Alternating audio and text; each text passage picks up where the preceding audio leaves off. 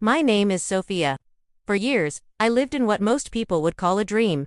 A beautiful, sprawling house in Vancouver, married to Leo, a brilliant and wealthy entrepreneur. He was charming, ambitious, and when he swept me off my feet, he seemed to adore me. I was an aspiring artist back then, full of passion and dreams for my own career. But slowly, subtly, Leo encouraged me to focus on our shared life. He said my art was a lovely hobby, but his career would secure our future.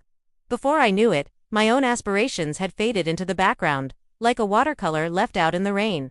The control started with our finances. It seemed innocent at first.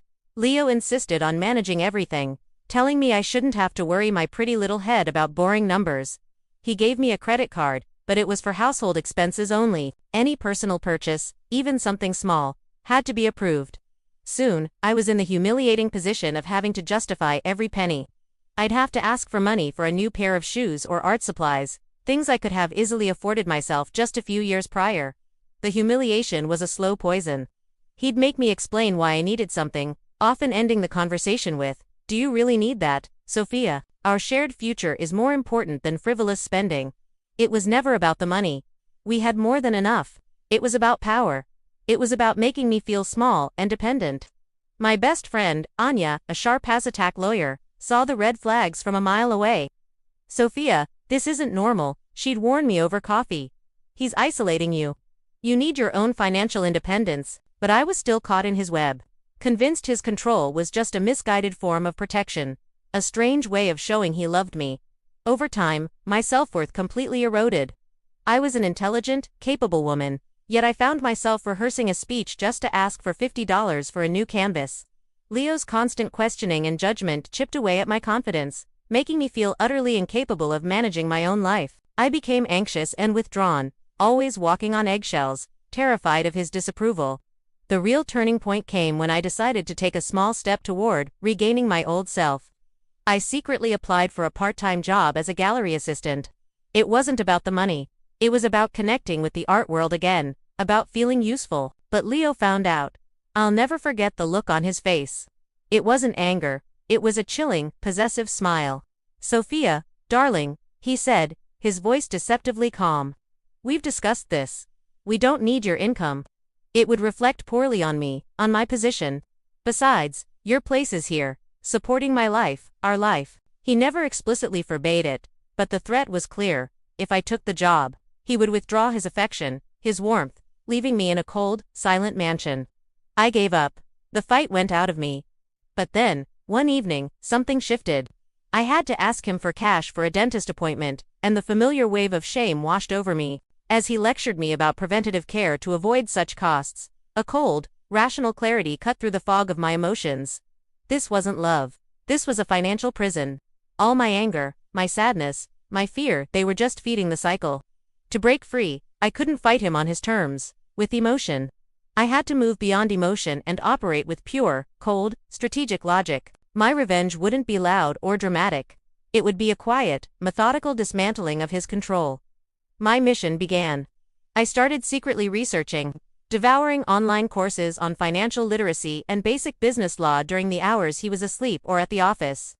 I started listening intently when Leo took business calls, not just hearing the words, but understanding the terminology, the strategies. I dove into Canadian marital property laws, learning exactly what my rights were.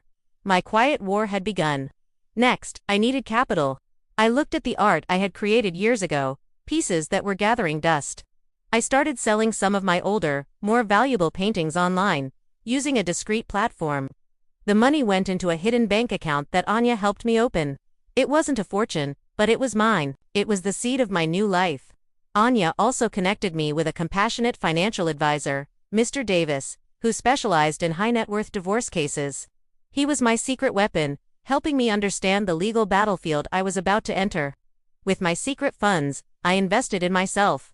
I enrolled in an intensive digital marketing course, realizing I could leverage my artistic eye for a new, marketable skill. I worked late into the night, building a professional portfolio, creating a new identity that was completely invisible to Leo.